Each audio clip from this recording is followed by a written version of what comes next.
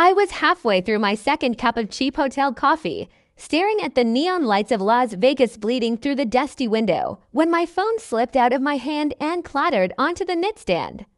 I didn't gasp or scream or do anything dramatic. I just went very, very still, the way you do when your brain suddenly lines up 1,000 little memories and says, "Hey, girl, look at the full picture." And that picture is ugly as hell. A few minutes earlier, I had tapped open the home security app just to show off my fancy cameras to my old high school friend, Linda, who kept saying I was too touchy for a 71-year-old.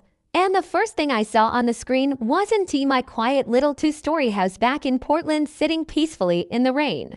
It was a stranger in a uniform rolling a dolly stacked with boxes right through my front door. Boxes that definitely weren't mine. My name is Helen Reyes, and I've lived in that house since 1989, through a husband's heart attack to recessions, one roof collapse, and my son's teenage phase where he thought skateboard ramps in the driveway were a personality. And in all those years, nobody walked into my home without me knowing who they were and why they were there. So watching that man disappear past my hallway table like he paid the mortgage made my chest go cold in a way the hotel's air conditioning never could. At first, I thought maybe I'd stepped. Maybe I was looking at old footage or the wrong camera, because that had happened before when my grandkids played with my phone. But then I recognized the ugly denim jacket on the woman stepping in behind him, the one covered in little enamel pins and fake pearls that she thought made her look boho chic but really just made her look busy. That was my daughter-in-law, Courtney, ponytail swinging, phone in one hand, iced coffee in the other, walking into my house like she owned the whole block. Behind her, trailing in with a slightly hunched posture and that guilty half smile he gets when he knows he should have told me something and didn't he, was my son, Michael, carrying a taped-up box with big red letters across the front, "Master Bedroom Clothes." The second I read those words, my stomach dropped right through the thin hotel mattress and into the casino downstairs, because nobody writes master bedroom on a box unless they're moving into one. For a second, I thought maybe they were surprising me with some kind of renovation. Maybe they'd hired cleaners or painters. Some sweet "we're updating your space, mom" moment. But then I saw a fourth person come interview a gray-haired woman with a bright floral blouse and a posture that just screamed I rearrange other people as stuff for fun. And that's when my brain finally stopped trying to be generous. It was Courtney's mother, Denise, balancing a decorative pillow and looking around like she was on an HGTV show. My hand hovered over the screen ready to hit the mic button and yell, "What the hell are y'all doing in my house?" But I stopped myself because something in me, something tired and sharp and done being the sweet, soft grandma, whispered, "Don't interrupt, Helen, just watch." And so I did. I leaned back against the hard hotel headboard, ignored Linda asking from the bathroom, "You good out there?" and watched the people I loved most in the world treat my home like a listing they'd just closed on. It wasn't one thing that made everything click. It was all the tiny comments and helpful suggestions from the last 2 years piling up in my mind like junk mail I'd never thrown away. Courtney joking over Thanksgiving dinner that my staircase was a lawsuit waiting to happen and maybe I should think about a one-story condo for seniors. Michael casually asking if I'd ever considered downsizing while the market's hot, Denise running her hand along my dining room table and saying, "This would look amazing refinished in white for a brighter, younger feel." I'd laughed most of it off, told myself they were just being modern, just trying to keep me safe. And, if I'm being brutally honest, I didn't want to believe my own son would ever look at my house and see anything but his childhood. But watching Courtney on that little 6-inch screen point at my living room wall while the mover measured, hearing her say, "Yeah, my mom's hutch can go right here and we'll move Helen's bookshelf to the den," or something in me just flipped. That bookshelf she was casually evicting had moved with me from our first tiny apartment. It held yellowed paperbacks my husband, Marco, had read while he was trying to quit smoking, cookbooks with his scribbled notes in the margins, photo albums I still hadn't finished labeling. That wasn't furniture. That was my life. And they were measuring it like it was an obstacle. I pinched the screen and switched to the camera facing the foyer. And there was another guy in a different uniform rolling in more boxes, these ones labeled kitchen, Denise and Lennon's guest, and my eyes snagged on the word guest, because as far as I knew, the only guests that ever stayed longer than a weekend were my grandkids during summer break. I zoomed in on the box, just to be sure I wasn't imagining things, and caught a glimpse of another one behind it that made my throat go dry. Upstairs front room, Mom and Dad. My upstairs front room was my bedroom, the room where Marco's photo still sat on the dresser, where his old flannel shirt still hung on the back of the chair because I could never bring myself to move it, the room I had painted twice by myself after he died because I had needed to prove to myself that I could still do things without him. Seeing that label, seeing Mom and Dad scrawled over my space told me exactly whose parents were being promoted to the master bedroom, and spoiler, it wasn't mine because my parents were long gone and buried in a tiny cemetery in New Mexico. I felt a strange, almost clinical calm settle over me, like the moment before a storm when the sky goes weirdly quiet. I picked up the phone again, reopened the app just to make sure this wasn't some glitchy playback. And there, right on cue, was Courtney, standing smack in the middle of my hallway, doing the thing where she talks with her hands like she's always presenting a PowerPoint. Okay, so she told the mover, this whole upstairs is basically for my parents, and Helen can take the downstairs room by the back door. It'll be easier for her with the stairs anyway. And she said it so casually, so breezily, like moving me out of my own bedroom and into the spare room next to the laundry was a thoughtful favor. For a second, I actually wondered if I'd missed some conversation, some moment where I had agreed to this, where I'd nodded along distracted and said, sure, honey, whatever you think is best. But I went back through my memory like rewinding an old VHS tape, and there was nothing. No heart-to-heart, no teary we're worried about you.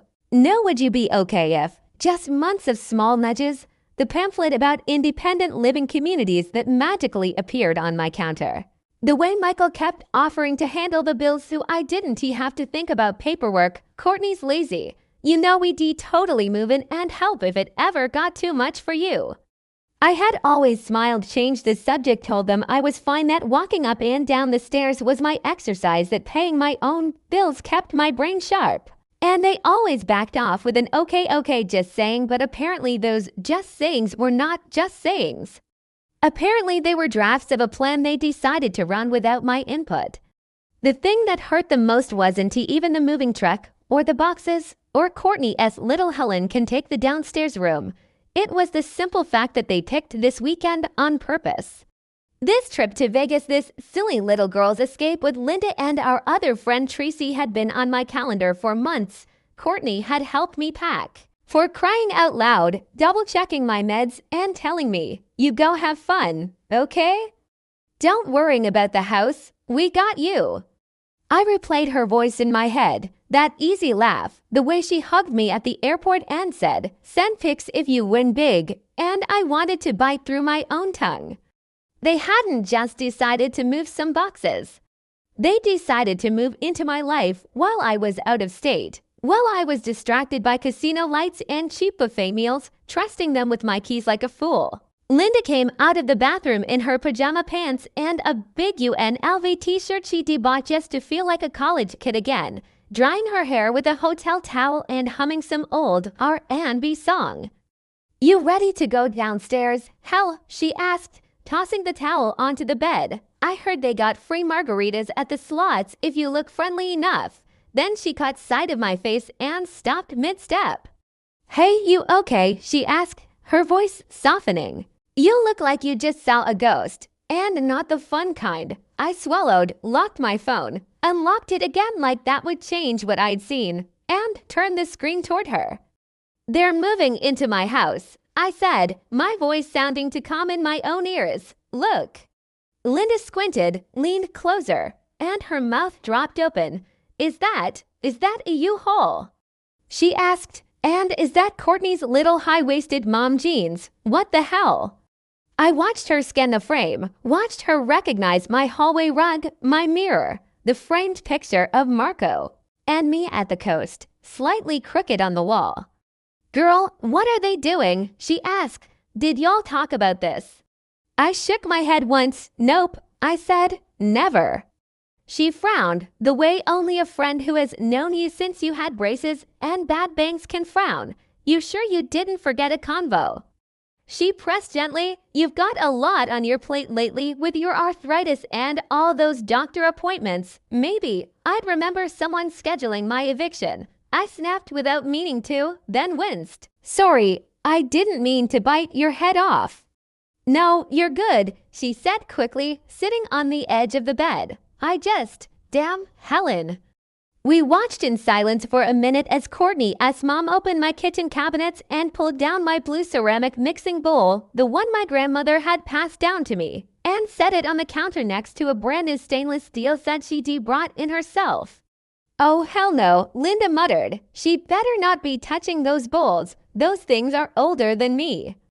On the screen, Denise said something we couldn't hear. And Courtney laughed, covering her mouth like she was sharing a secret. I didn't need the audio to know the tone. I'd heard it before, when she joked about my grandma curtains or my old lady couch. I reopened the camera list and flipped through different angles. In the garage, I saw Michael standing beside my workbench checking something on his phone while another mover carried in a box labeled office mic. My son had never had an office in my house, even as a teenager. His office had been his messy bedroom desk covered in video game controllers and half-finished homework. But now, apparently, my guest room was his office, and my home was their space. Watching him just stand there, not looking guilty enough for my taste, not anxious enough, not anything enough made my throat burn. This man had called me crying when his first marriage fell apart, had crashed on my couch for 3 months, had eaten my leftover lasagna straight from the pan like he was still 15, and now he was standing in my garage while a stranger carried in his things without having the decency to send me a text like, "Hey, Mom, can we talk?" I ended the feed not because I couldn't look, but because I needed a second to breathe. My chest felt tight like someone had cinched a belt around my ribs. Linda put a hand on my shoulder, her palm warm and solid. "You call him," she said. "You call that boy right now and ask him what in God's name he thinks he is doing." A big part of me wanted to. I wanted to hit that call button and let every angry word I swallowed over the last 5 years come pouring out. All the no problem and Dante worrying about it finally turning into actually this is a problem and I am worried.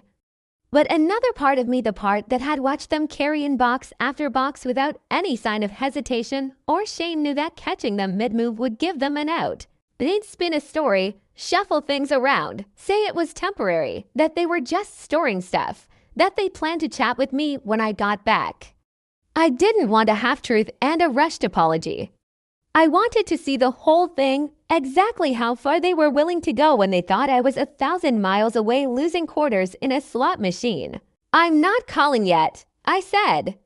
Linda's eyebrows shot up. "Girl, what?" she asked. "You're gonna just let them do this?" "No," I said, and even I heard the steel in my voice, a tone I hadn't used since I was back in HR telling some junior manager he couldn't fire a single mom because she needed flexible hours. "I'm going home." Linda blinked. "But we just got here yesterday," she protested. "We still have nights, remember?" "You are finally gonna play roulette like you always talk about." I looked around the tiny hotel room. The garish bedspread, the buzzing mini fridge, the smell of stale smoke that even the non-smoking floor couldn't hide. This had seemed like a vacation yesterday, a little slice of freedom. Now it felt like a bad joke. "If I stay," I said slowly, "they finish moving in, they get things how they want. And then when I walk through my own front door, they line say it's too late to change it, that everything's already done, that it's for my own good. And I'll be so shocked I won't have time to think." I shook my head. "Nope," I repeated. "I'm not letting them script my reaction." Linda watched me for a moment, then nodded. "Okay," she said. "So what's the plan, boss?" I unlocked my phone and opened the airline app, my fingers surprisingly steady. The earliest flight back to Portland was a red-eye in 4 hours with a nasty layover, but a seat available. The ticket price made me whistle under my breath, but looking at the little master bedroom clothes box in my mind, it felt cheap.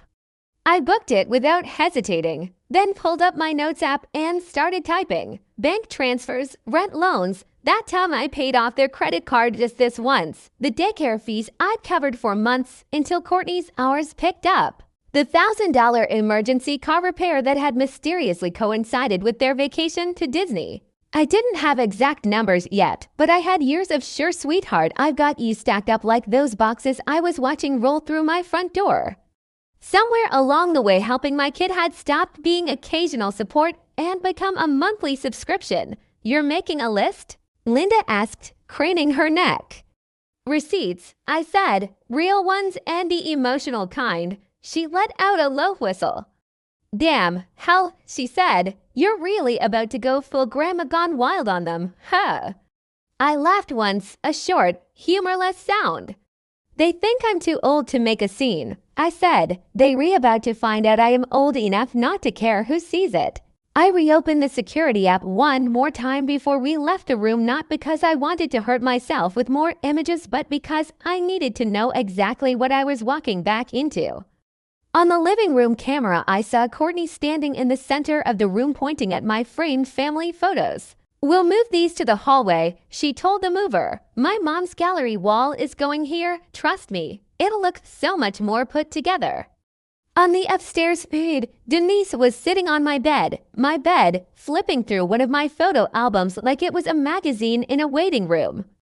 Down the hall, Michael carried in a box and set it down in what used to be my sewing room.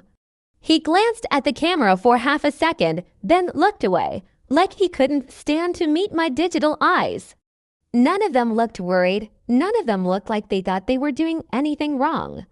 That more than anything made my decision easy. Let them cook, I muttered under my breath, sliding my phone into my purse. Let them finish the whole damn stew. What was that? Linda asked. Nothing, I said, standing up and grabbing my suitcase from under the bed. Come on, we're checking out.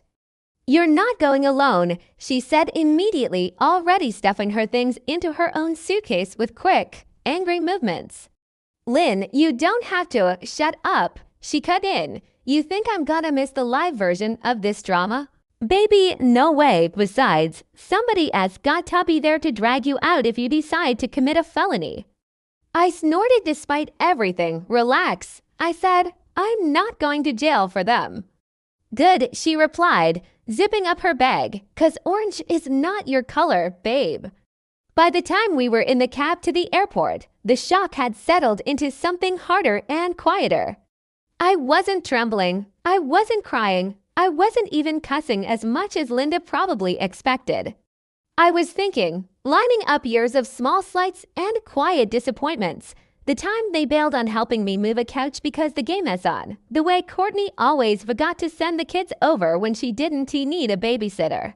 The last Christmas where my gifts to them were practical things like groceries and rent money, and their gift to me was a scented candle and a mug that said "World's okayest mom." Somewhere between the strip's billboards and the airport's sliding doors, I understood something ugly but true. To them, I was not a person with a life and history of my own. I was a resource, backup plan, a solution. My house wasn't a home they visited. It was a prize they were circling, waiting for the moment to claim. By the time the plane's wheels hit the runway back in Portland, my knees ached, my neck was stiff, and my patience was hanging by a single, frayed thread. But my mind had never been clearer. I spent the whole flight not watching the little in-flight movie or dozing off like the other grandmas on the row, but replaying every scene I'd seen through that security app and stitching it together with 1,000 little moments I'd shrug off over the years. And it all formed one ugly quilt of we were planning this and just didn't tell you. And the more I thought about it, the less I wanted to walk into my house screaming, and the more I wanted to walk in quiet, calm, and dangerous like a storm that pretends to be a drizzle until the lightning hits right in your backyard. Linda kept looking over at me like she expected me to cry at any minute, and at some point halfway through the flight, she nudged me with her elbow and whispered, "You're awfully quiet. Hell, that's scarier than when you're yelling." And I just smiled. That small, tight smile my old co-workers used to call my age our smile. The one that said you have about 30 seconds to fix this before this becomes a formal problem. There was a time when I thought retirement meant I'd left that part of myself at the office along with the ergonomic chair and the passive-aggressive emails. But as the plane taxied to the gate, I realized I hadn't lost her at all. I'd just put her in a drawer for a while, and now she was stretching her legs and cracking her knuckles like, "Hey, girl, need me?" I needed the version of me who could sit across from a man twice her size and calmly explain that, no, he couldn't promote his golfing buddy over 3 qualified women, and yes, the company handbook applied to him too. I needed the version of me who knew exactly how paperwork, signatures, and legal words could slice through ego like a hot knife through butter. "You want to call a cab?" Linda asked as we shuffled down the jet bridge, me with my carry-on, her with a backpack covered in Vegas casino logos she'd bought at the airport. "Because she is sentimental like that." "Nope," I said. "We're getting a rideshare." "I'm gonna need a minute in the back seat to check a few things." "Check what?" she asked, falling into step beside me. "Bank accounts," I said, and her eyebrows shot up. "And maybe my will." "Oh, damn," she breathed. "Okay, mob boss." "Not mob boss," I corrected, "just a woman remembering whose name is on what." It didn't feel like revenge yet, not the loud, dramatic kind you see in movies where people flip tables and throw drinks. It felt like something slower, heavier, reclaiming. They thought I was a piece on their board. I was about to remind them I was the one holding the board. Out at the curb, a cold drizzle soaked through my thin Vegas blouse into seconds flat, which frankly fit my mood perfectly. We slid into the back of a rideshare whose driver looked about 12 and had a playlist that was basically just bass and mumbling, but I barely noticed. I pulled out my phone, opened my banking app, and started scrolling through transactions with new eyes. There they were lined up month after month like polite little soldiers. Zelle payments to Michael for car note transfers labeled help with rent, random Venmos for kids' school stuff, all of it outflow from my account and on his side. As far as I knew, there was exactly one regular deposit coming in, his paycheck, which, if his complaints were to be believed, barely covered anything. Years ago, after Marco died, I put Michael as an emergency contact, added him on a couple of accounts, just in case. I never gave him full access, but I let him sit beside me while we set up automatic payments, let him help with things because part of me liked feeling needed, liked the idea that my grown son trusted me to handle the boring stuff. Now staring at each little outgoing arrow, I realized he hadn't just leaned on me, he'd built a whole lifestyle assuming I'd pick up the slack. "You see something?" Linda asked, leaning over. "I see a pattern," I said, "and patterns can be changed." I closed the app and opened the one for my home cameras again. The timestamp on the feed said it was early afternoon.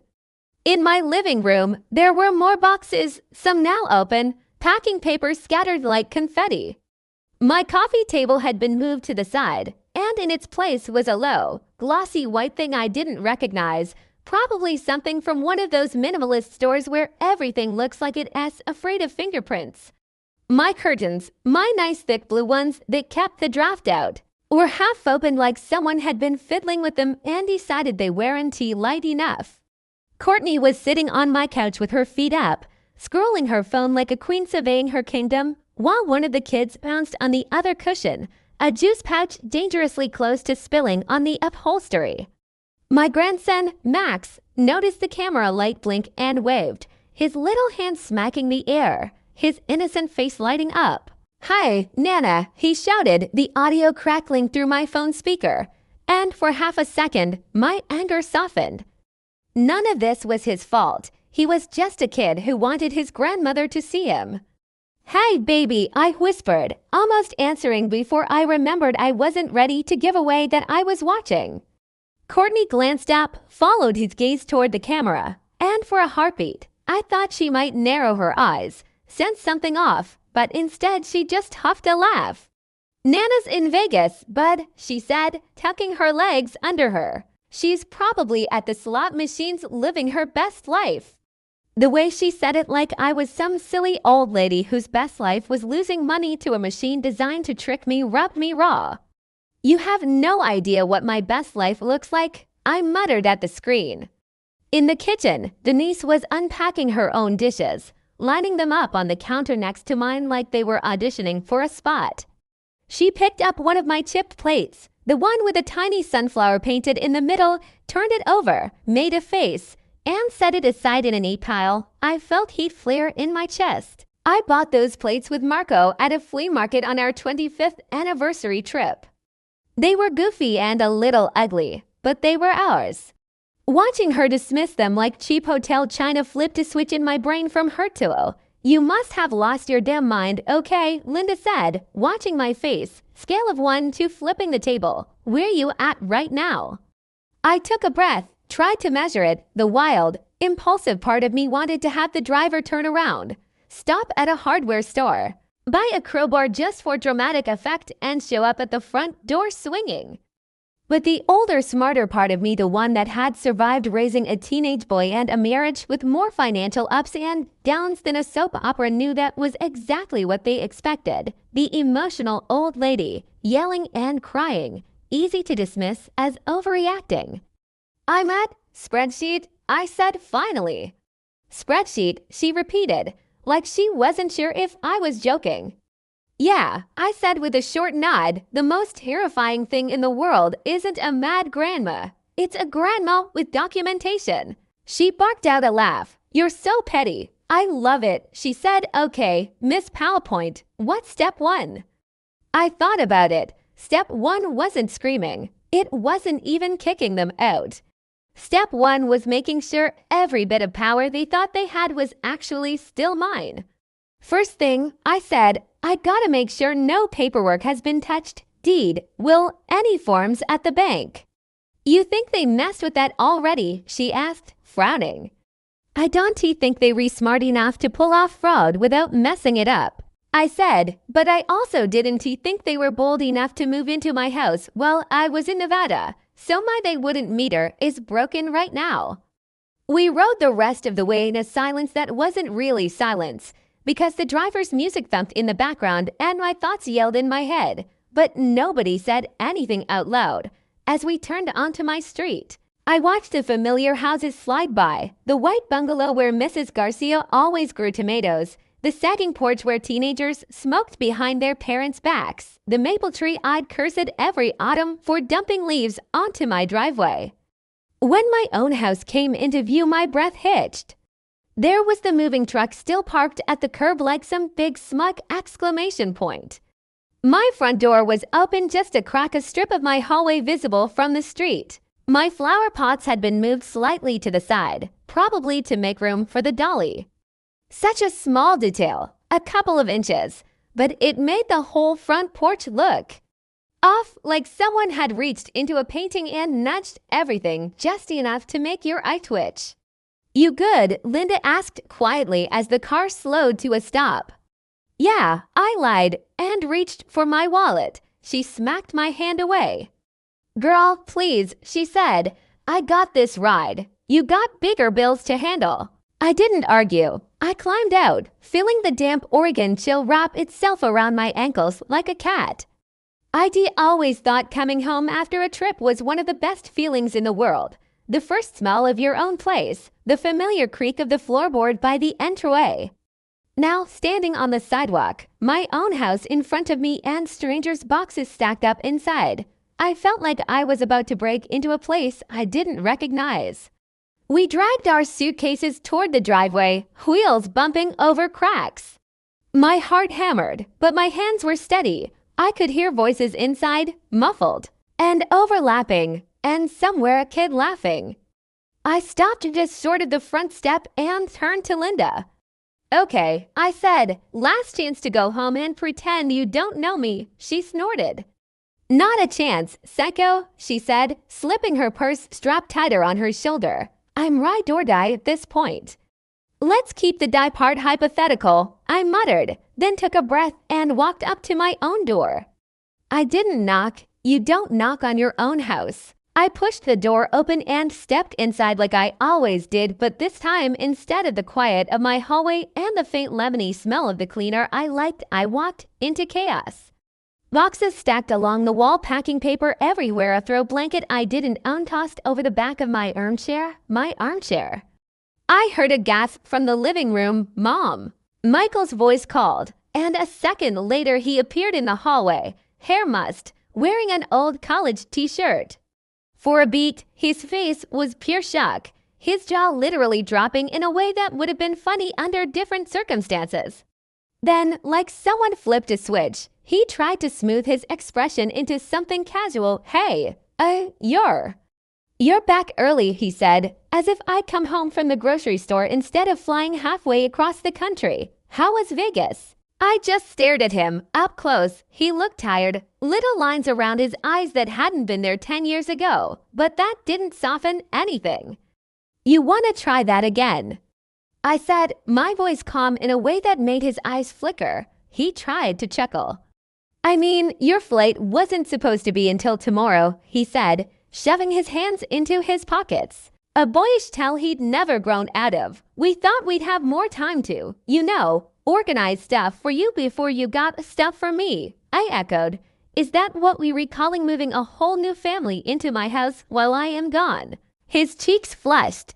It's not like that, he said quickly. Mom, listen. We were going to talk to you. It's just the timing with the truck and their lease. And whose lease? I cut in. He hesitated, then sighed. Courtney's parents. He admitted they had to move out of their place by the end of the month. And, with her dad's knee and all, stairs are rough, and we figured your upstairs would be perfect for them. My upstairs, I repeated, nodding slowly. You figured my upstairs would be perfect for them. Did you figure that before or after you wrote master bedroom on a box and carried it in there? He winced like I'd slapped him. You were watching the cameras, he said. You were in my house, I replied. Funny how that works. For a moment, we just looked at each other, years of mother-son history compacted into the space of 3 feet. I remembered holding him when he was newborn, swaddled tight, his whole hand barely wrapping around my finger. I remembered him in middle school, angry and awkward, yelling that I didn't get it. I remembered him calling me after his first divorce, voice breaking. All of that sat behind his eyes now, mixed with something new, guilt and stubbornness warring for control. Before he could answer, Courtney appeared at the edge of the hallway, wiping her hands on a dish towel. When she saw me, she froze, then plastered on a wide, bright smile that was just a little too bright, the kind you put on when you were hoping a customer doesn't ask for the manager. Helen, she exclaimed, you're back. How was your trip? Did you have fun? She started towards me like she was going to hug me, and I held up a hand. Stop, I said. She actually did, her smile faltering. Okay, she said slowly, That's a new tone. So is the one where you give my bedroom to your mama. I shot back. Her cheeks went red, and she glanced at Michael. Babe, she muttered. I thought you said we'd have time to explain. You mean time to finish. I corrected. So you could hit me with, well, it's all done now. Might as well leave it. Her mouth opened and closed. I watched denial and defensiveness chase each other across her face. This is for you, she said finally, settling on her favorite word. We're doing this to help you. You've been struggling with the stairs, remember? And you said you get tired cleaning the whole house, and we thought, if we're here, we can take care of things, and your parents get my bed. I interrupted. And what do I get? Exactly, besides a downgraded room and a surprise moving party? We were gonna give you the downstairs room by the back door, she said, like she was offering me a prize. You mean the little room that used to be the playroom? I replied, the one next to the laundry, with the tiny window, where the dryer shakes the wall at 2 in the morning. It's safer, she argued weakly. No stairs. If you're really worried about my safety, you could have asked what I wanted instead of deciding on my behalf, I said. Behind me, Linda cleared her throat. I could feel her standing just inside the doorway, a silent witness, and for the first time, I was glad someone else was here to see this. Not because I needed backup, but because there was something powerful about having another adult in the room who knew exactly how wrong this felt. Can we just Go sit and talk, Michael said, running a hand through his hair. We didn't want you to feel blindsided. I gave him a look. His shoulders slumped. Okay, yeah, we messed that part up, he admitted. But this isn't what you think, Mom. We're not trying to take your stuff or whatever. Then why do I see your mother-in-law sitting on my bed on the camera? I asked, flipping through my photo albums. Courtney inhaled sharply. You saw that, she whispered. Sweetheart, I said, and the word tasted like vinegar. I saw everything. There was a rustling on the stairs, and Denise appeared at the top, peering down. Is that Helen? She called, as if I were a repairman coming to fix the Wi-Fi. Yes, it's Helen, I answered before anyone else could, my voice echoing up. The woman whose name is on the deed, she blinked, then started down the stairs, hand on the railing. We were just getting settled, she said as she reached the bottom, giving me a smile I recognized from every PTA meeting I'd ever hated. I'm sure this looks like a lot, but once everything's in place, you'll see how cozy it is for all of us. Families live together all the time now. It's very common. Common doesn't make it correct, I replied, and cozy sounds a lot like crowded coming from someone carrying boxes into my bedroom without asking. She gave a little offended sniff. We thought you'd be grateful, she said. You shouldn't be alone in a big house at your age. I've been alone in this big house for 10 years just fine, I said. Funny how concerned y'all got the minute your lease ended. Her lips pressed into a thin line. It's not like that, she said, but I was done with that phrase. Stop saying that. I cut in sharply. Stop acting like I don't see what's in front of me. I invited you all into my life, not into my master bedroom. Those are different things. For a moment, the room was thick with silence. Even the kids, who had wandered into the doorway with matching wide eyes, seemed to sense the tension. I looked at each of them in turn, my grandson clutching his toy car, my granddaughter with her hair in messy pigtails, Courtney with her jaw clenched, Michael with his shoulders hunched like a boy caught shoplifting, and Denise with her chin tilted just slightly up. A woman who was used to getting her way by talking over people. I could have blown up right then, laid everything out, demanded they drag every box back to the truck. But standing there, surrounded by half-unpacked belongings that weren't mine, I realized that kicking them out would be satisfying in the moment and a logistical nightmare the minute they walked out the door. They'd spin it to everybody as Mom went crazy. Mom won't let us help. Mom kicked her grandkids to the curb and I'd be the villain in their little story. No. If I was going to do this, I was going to do it with the same precision they thought they were using on me, quietly, thoroughly, and with paperwork to back it up.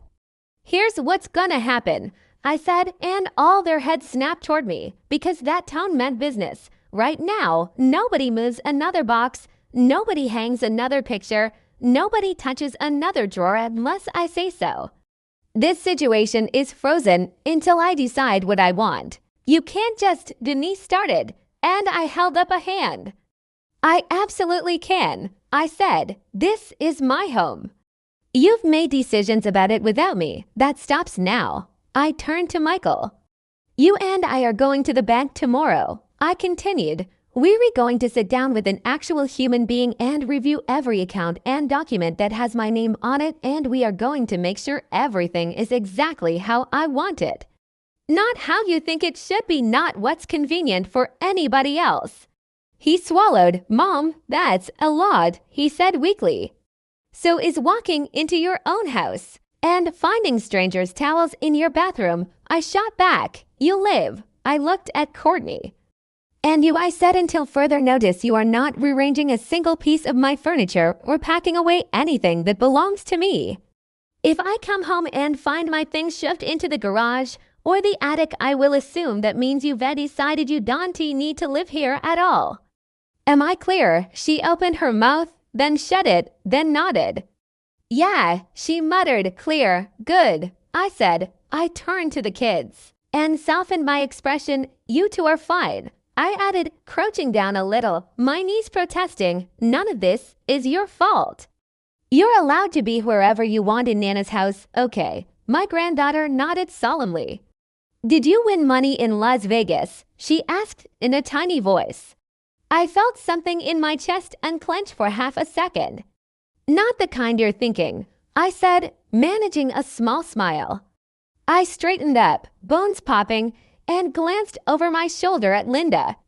She gave me a tiny thumbs up and a look that said, "Damn, you're really doing it." The rest of the afternoon passed like moving through thick syrup. There were 100 small decisions I could have made, and I made almost none of them. Instead, I walked through my house like a stranger doing an inspection. I peered into my bedroom and saw my comforter half folded back, a new set of pillows sitting in a bag on the floor, my jewelry box slightly askew like someone had opened it and then thought better of it. I straightened it with 2 fingers, then took it off the dresser and carried it back downstairs, setting it on the kitchen table with a soft, deliberate thud. I opened the door to the downstairs room Dee so kindly saved for me and studied it. The twin bed pushed against the wall, my old sewing machine shoved into a corner, a box labeled Nana Stuff half open on the dresser. The label alone made my lip curl, Nana Stuff, like I was already an afterthought in my own home. I closed the box without looking inside. I didn't want to see which pieces of my life they decided were optional. In the hallway, Linda trailed behind me like a quiet little shadow, occasionally whispering commentary under her breath that Lamps knew. That's definitely Denise's taste. Looks like a Pinterest board threw up. Oh hell no, not the floral runner. If this were any other day, I'd be laughing with her, but right now her muttered jokes were background noise. What kept pounding in my head was one sharp realization. They were so sure I would just roll with it. So sure I'd be so grateful for help that I'd swallow any discomfort. Somewhere along the line, I had trained them to think of me as endlessly flexible, the mom who could always adjust, always support, always say yes. That was on me, but fixing it, that was on me too. After a while, I ended up in the little office room at the front of the house, the one with my old computer and the file cabinet nobody ever touched. I closed the door behind me, shut out the sound of footsteps and rustling boxes, and knelt in front of the bottom drawer. The key was still in the spot I'd always kept it, taped to the underside of the desk, in a place my son had never thought to look because he never cared about paper unless it had a check inside. I unlocked the drawer and pulled out the big accordion folder with all my important documents, deed insurance, will power of attorney forms. Just holding it made my hands steady even as my heart drummed. This was the real house, not the walls out there, not the couch or the bed. This was the skeleton of it, the part that decided who belonged and who didn't. I flipped through the tabs, checking each document, my name, my signature, the dates. No surprise add-ons, no quiet changes. For now, at least they hadn't gotten their hands into this. Thank God for your paranoia, I whispered to Marco's photo on the wall, remembering how he'd teased me years ago for keeping so much paper, and how I told him, one day you'll be glad I did. That day had come and gone. Now it was my turn to be grateful for my own stubbornness. I set the folder on the desk and pulled out a yellow legal pad. Old habits die hard. I started writing a list of every bill, every account, every automatic payment. Next to each one, I wrote how it was set up and who, if anyone, had access. Then, on a separate list, I wrote every favor I'd done for Michael and Courtney in the last 5 years, from the big checks down to the little ones. It wasn't about demanding money back. I knew most of that was gone. It was about reminding myself that I had not just been some passive bystander in their life. I had been a constant support. I had more than paid my dues as a mother. I owed them love and respect, sure, but not my entire livelihood, not my bed, not my peace. By early evening, the house had quieted. The movers were gone, the truck a memory on the curb. Boxes were stacked in unstable towers in the living room and hallway, a cardboard city in limbo. Courtney fed the kids and retreated upstairs with them, the sounds of a tablet cartoon drifting down.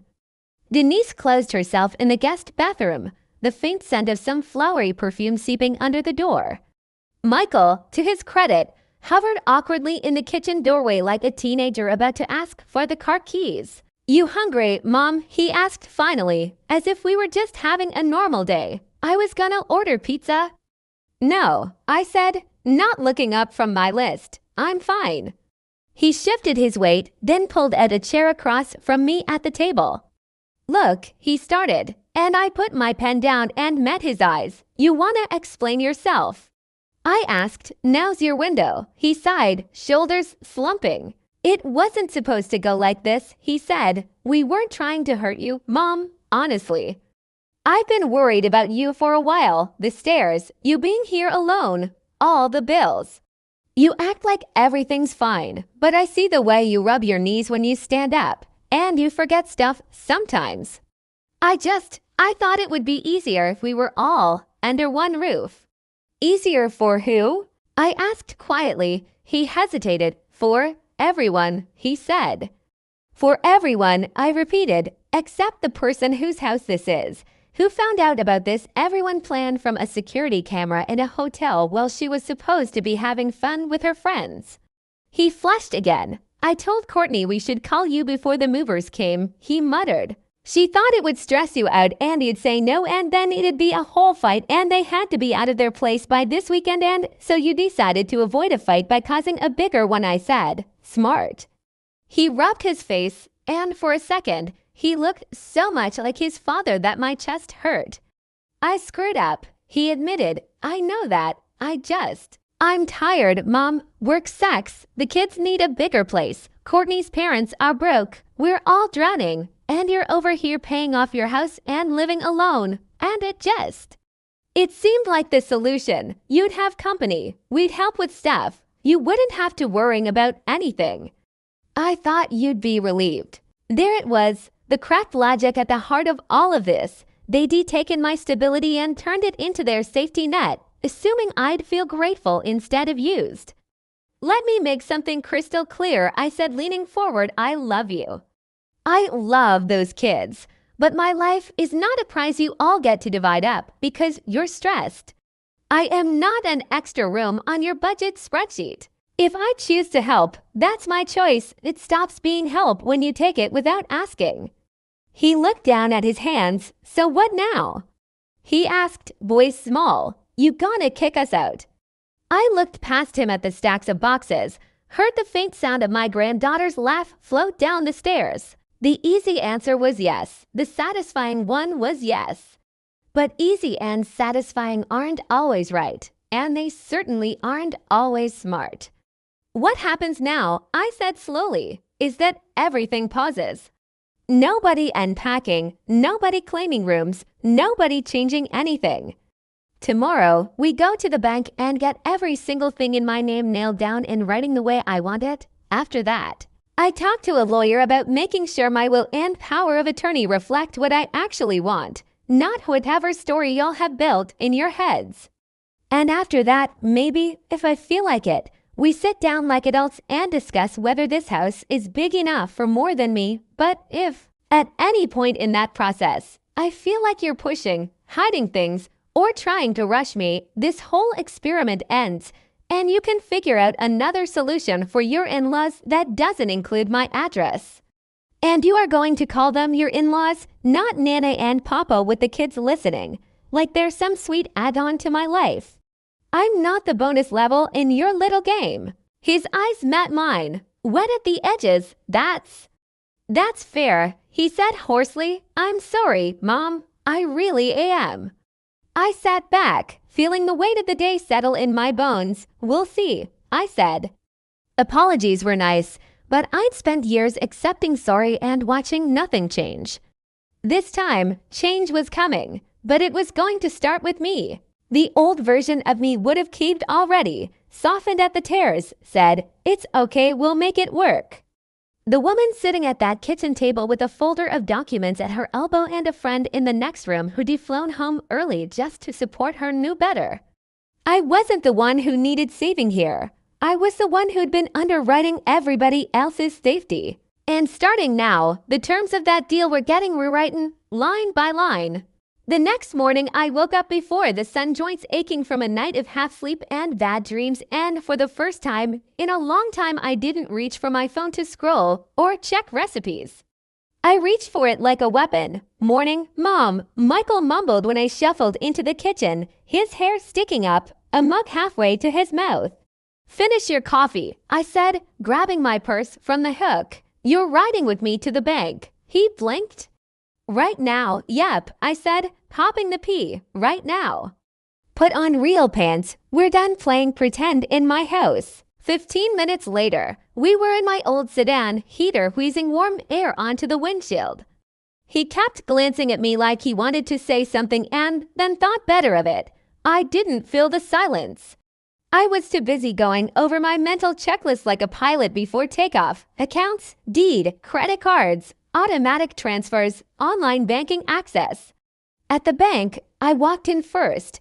I'd been coming here so long the branch manager, a middle-aged woman named Carmen, recognized me by my walk. "Helen, back from your trip already?" she asked, standing up with a smile. "Sure am," I said, forcing my own smile. "And now I need to make sure the ground I am standing on is still mine." She must have heard something in my voice, because the smile faded into concern.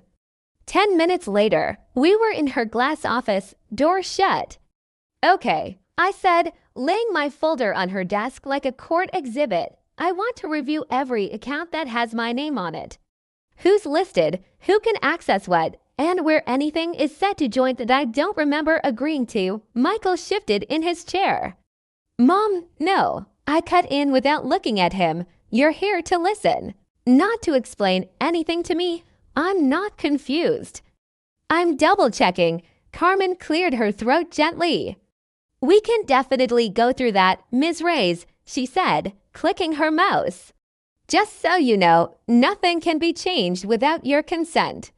"You're the primary." "Good," I said. "Let's keep it that way." We went line by line. Checking accounts, savings, small investment thing I barely remembered opening. The little just-in-case account I'd set up when Marco died. A credit card with my name first and Michael's as an authorized user. "Remove him as authorized," I said when we got to that one. Michael jerked his head up. "Mom, if you need a card," I said calmly, "you can talk to your bank and get your own." "You're 41, baby. You're not borrowing Mama's shoes for prom." Carmen tried not to smile. "We checked for loans in my name, any weird transfers, any autopay set up from my accounts that weren't mine. Nothing sneaky, nothing forged." Thank God. They tried to move into my physical space, but they hadn't quite worked up the nerve to start signing my name on paper. When we were done, I leaned back. "Now," I said, "I'm putting a note on everything. If anybody ever shows up asking to help manage my money, I want the bank to call me first. Not them, call me. And if I'm not in a coma, assume I can answer for myself." Carmen nodded seriously. "We can put an alert on your profile," she said. "Any major changes require a verbal confirmation from you." "Perfect," I said. "Do that." When we walked out, Michael looked like somebody had taken a bat to his ego. I didn't enjoy it, but I wasn't sorry either. "Mom, you make it sound like we're trying to rob you," he said quietly as we got in the car. "You weren't trying to rob me," I said, buckling my seatbelt. "You were trying to rearrange my whole life to solve your problems and then call it help. That's different, but it still ends with me losing something that belongs to me. So no, I'm not handing you extra keys to the vault." He stared out the window the whole ride home. I let him. That afternoon, instead of napping like my knees begged me to, I called a lawyer. Not the guy from the billboard with the fake smile. A real one, recommended by a widow from my church who had to fend off her own helpful relatives. A week later, I was in another glass office, this one with leather chairs that made a small fart noise when you sat down wrong. "Classy, we'll update your will," the lawyer, a calm black woman named Patrice, said, tapping her pen against the folder. "Right now, everything's split between your son and his kids. Do you want to keep it that way? Yes and no," I said. "I want my grandkids taken care of." I did not want my house or my money used as one more excuse for their parents to avoid growing up. She raised an eyebrow, but didn't comment. We can put your assets into a trust that benefits the grandchildren directly, she said. You can appoint a trustee. Doesn't have to be family. Good, I said. My friend Linda's more responsible than half my blood relatives anyway. I left that office with an updated will, a trust that would kick in when I was gone, and a fresh power of attorney that put Linda in charge if I ever couldn't speak for myself. Not Michael, not Courtney, not Denise. On the ride home, holding that folder on my lap, something inside me relaxed for the first time in days. They could move boxes and throw blankets and cheap decor around my house all they wanted. The bones of my life were locked in writing now, and they weren't invited. The next couple of weeks were strange. The house looked like a furniture store threw up and forgot to clean up. Courtney tried to act normal. All perkiness and you want coffee, Helen? Like nothing had happened. Denise floated around like the lady of the manor, making little comments. These stairs really are dangerous. We're doing you a favor. This upstairs bathroom is much better for my arthritis. This layout makes more sense for all of us. Every time she said all of us, I mentally edited it to all of us who weren't asked. Michael stayed quieter than usual, doing extra dishes, offering to take out the trash, fixing a loose cabinet hinge like that suddenly made him a saint. I let him try. I didn't clap. The kids were the only ones who felt normal. They'd curl up next to me on the couch, ask about Las Vegas, show me their drawings. Max made a little picture of our house, and when he drew the upstairs, he said, "This is where Nana lives," and my throat got tight. Because that was the thing. Even with all this mess, to them, it was still my house. One night, about 3 weeks after I'd come back, I walked past the kitchen and heard hushed voices. I stopped just out of sight. She's overreacting, Denise was saying. She should be happy we're here. At her age, she can't keep this place up by herself. You saw that lawyer envelope? Courtney whispered back. What if she cuts us out? My brother asked God not lose it if he finds out we moved in and then got booted. She won't do that, Denise scoffed. She dotes on those kids. She come around. Old people get mad, then they settle down. Old people. Like we were a species. We just have to ride it out, Courtney said. Once everything's settled, see be used to us being here. Exactly, Denise agreed. People adapt. It's like ripping off a Band-Aid. I stood there in the dark hallway, fingers pressed against the wall, listening to them casually discuss my life like I was a stubborn couch they were waiting to get used to. And just like that, the last little soft spot I kept for them hardened. Okay, I thought, you want to ride it out. Let's see how your balance is when the whole ride changes. The next morning, I called an old coworker whose sister was a realtor. By the end of the week, I had a quiet listing agreement. No yard sign, no online photos with my family inside like props. Just private showings when everyone was out. Linda went with me to look at new places. Not because I needed permission, because it was fun. We toured a ground floor condo not far from the library and the grocery store. No stairs, little patio with room for my plants. A spare room big enough for grandkids to sleep over. The building had an elevator, a community room where the other older folks played cards, and a walking path behind it. You look peaceful here, Linda said as I stood in the empty living room, sunlight slanting across the blank walls. I feel peaceful, I admitted. Think the kids will visit? She asked. If their parents don't screw it up, I said. And if they do, those kids will be old enough one day to find Nana all by themselves. The condo went under contract fast. Apparently cozy and low maintenance was hot on the market. My house, the place I'd poured 30+ years into, followed a week later. A younger couple with good jobs and excited eyes walked through and fell in love with it. They talked about putting a swing in the backyard tree, mentioned maybe adding a little office in the corner of the dining room. They grinned at the big window in the living room like it was a treasure. They asked me very respectfully if I'd be okay letting go. "I think it's time for somebody else to make memories here," I said, and I meant it. I signed the papers with a shaky hand and a steady heart. Closing day was set for a month out, which meant, legally, everybody in that house had 30 days to get their stuff and move, including me, and all the people who had assumed my address was theirs forever. I waited until all the documents were fully finalized, money scheduled to hit, condo secured. Then I called a family meeting. They sat around the dining table looking suspicious. Linda was there too, sitting at the far end, arms crossed, my unofficial bodyguard. "What's going on?" Courtney asked, glancing at Michael.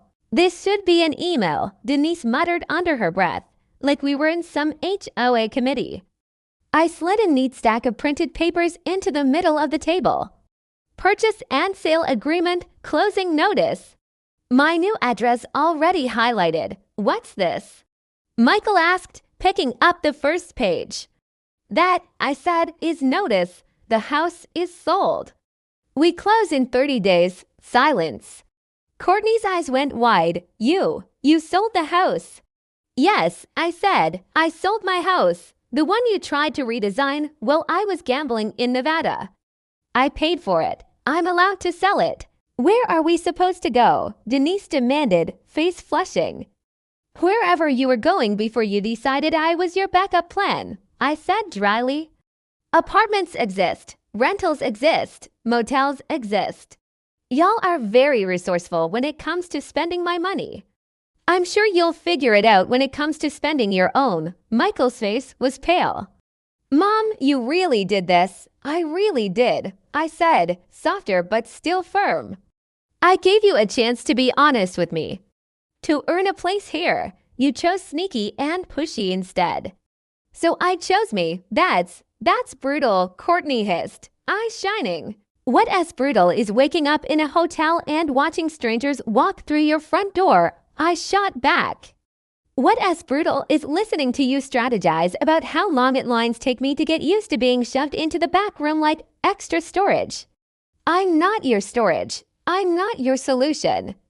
I'm your mother, and I'm a whole human being, and I get one life. I'm not spending the last stretch of it being slowly erased from my own home." Michael's lower lip trembled. "What about the kids?" he whispered. "They love it here. They love wherever they feel safe and loved," I said gently. "I'll have a place for them. My new place has a second bedroom. They can sleep over. I'll still be their nana. That doesn't change unless you use them as pawns."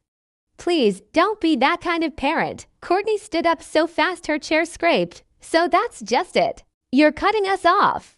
Throwing us out in the street." I stayed seated.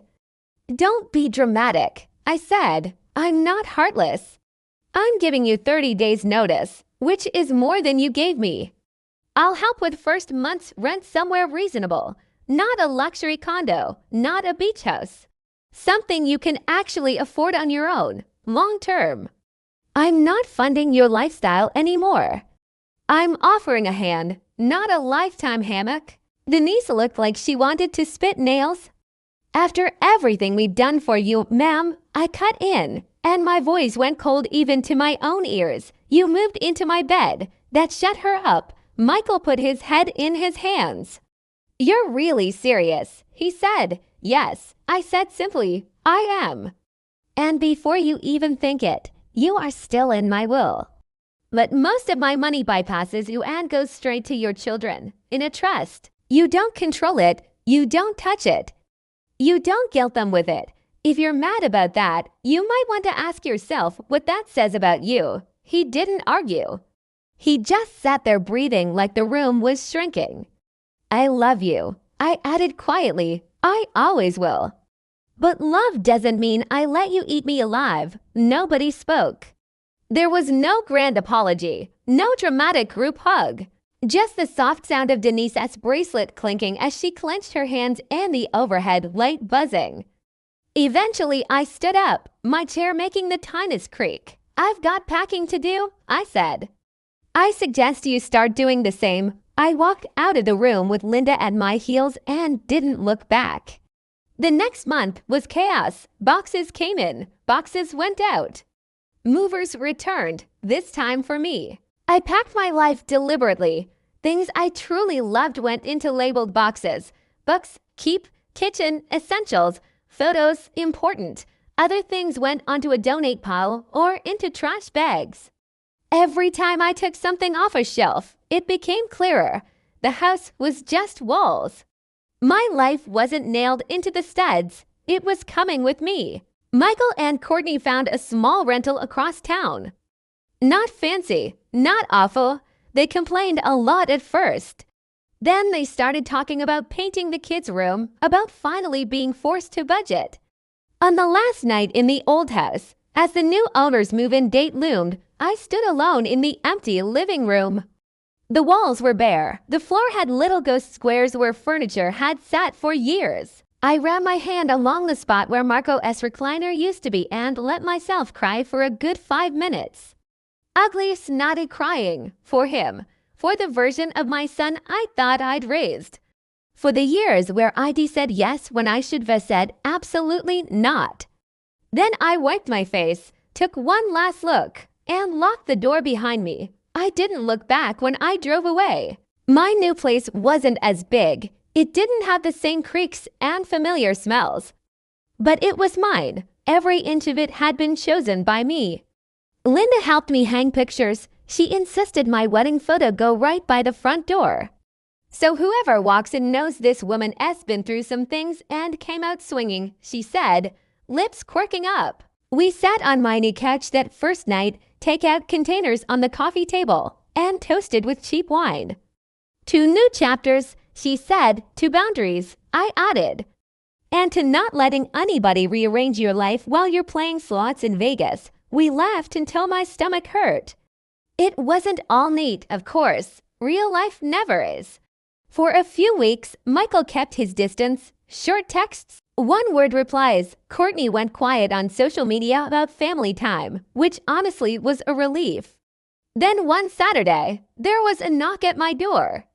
I opened it to find my grandkids standing there, backpacks on, grinning. Dad said we could come stay, Max said, if you still want us. I swallowed the lump in my throat. Baby, my door is always open for you, I said, stepping aside. Always. Later, when I was tucking them into the pull-out bed in the spare room, Michael texted, thank you for taking them. I'm trying to figure things out. You were right. About a lot. I stared at the screen for a long time before typing back. I know you are. I love you. But I'm not your safety net anymore. I'm your mom. That's enough. I know. I'm sorry. I'm working on it. Good. That's all I needed to hear. Was everything magically perfect after that? Of course not. We're not in some cheesy TV drama where one speech fixes 30 years. But slowly, my son started talking to me like an adult to another adult, not a drowning man to a life raft. Courtney stopped acting like I was an obstacle and more like I was, well, a person. Denise stayed salty, but she was renting a one-bedroom where somebody else was the landlord, so her opinion mattered exactly as much as I let it. And me, I woke up every morning, made my coffee in a kitchen that fit me, and walked out onto my little patio to water my plants. No staircases, no mystery boxes, no cameras to check in panic. Just me, in a space I chose, with a future I'd written myself. People think getting older means shrinking, feeding, handing over the keys. They don't talk enough about how good it feels to slam the door on that nonsense and say, not today. Not this life, not mine. You want the real twist? It wasn't that I sold the house. It's that I finally stopped acting like I lived in someone else's story and started living in my own. If you're using this on your channel, you can end with something like, if you were in Helen's place, what would you do? Would you let your family stay under strict rules, or would you sell the house and walk away like she did? Drop your thoughts in the comments. I'm reading all of them. If this story hit a nerve or made you think about boundaries, Don't forget to like the video, subscribe, and turn on the notification bell so you don't miss the next twisted family karma story. And hey, if someone's quietly treating your life like it's theirs to rearrange, maybe this is your sign to take the power back.